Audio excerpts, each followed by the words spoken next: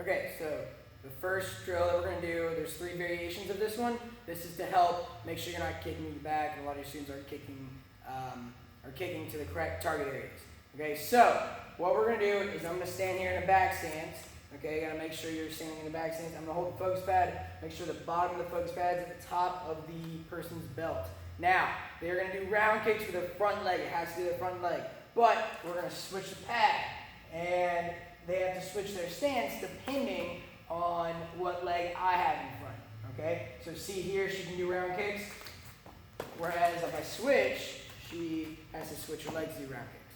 Okay, now she's going to do round kick, set her foot down each time. That way it gives us some time to switch. Okay, so we're here, and we'll go ahead and start. We'll do a couple of them.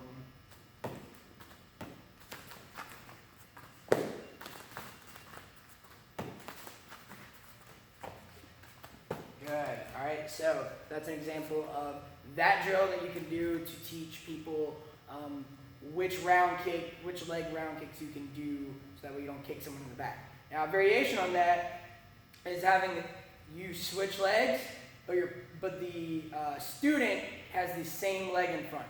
Okay, and they have to use the front leg. So here's how this one's going to work. She's going to get in a right back stance, and I'm going to get in a right back stance. Now, she can do round kicks right now.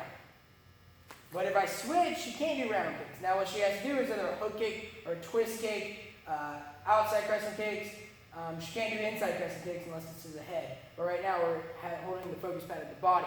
Okay, so if I switch here, she can do round kicks, inside crescents, things like that. Okay, so she's going to use her front leg, but she has to adjust her kicks to where I'm standing. Okay, so we're going to show you guys just a little bit. Go ahead.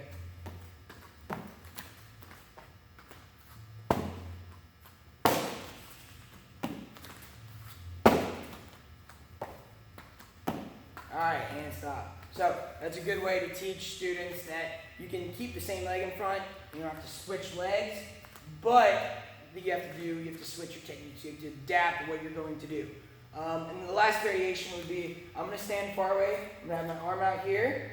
Okay? She has to do, go ahead and switch legs. She has to use her front leg to do hook kicks or twist kicks.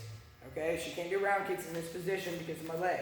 Now, when I bring it all the way back, she can't reach with her front leg, so she's going to do a number 2 round kick with that back leg. This teaches students when to use back legs. A lot of students like to use their back leg most of the time, and that's not necessarily, you don't want to use your back leg. But if I'm too far away to use my front leg, what do you have to use?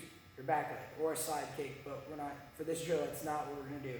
So if I pull it all the way back, she has to do a number 2. She has to do a number 2 round kick, and then she has to land and put it back and back. Alright, and then I'm going to either keep it here or move it back. Okay, so if it's here, she has to do hook kicks or twist kicks.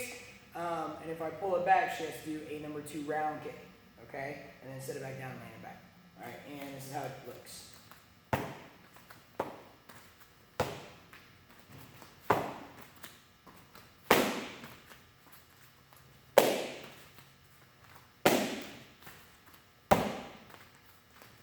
And that's it. Okay, so those are 3 drills that you can do to help students know which targeting to use in what situation.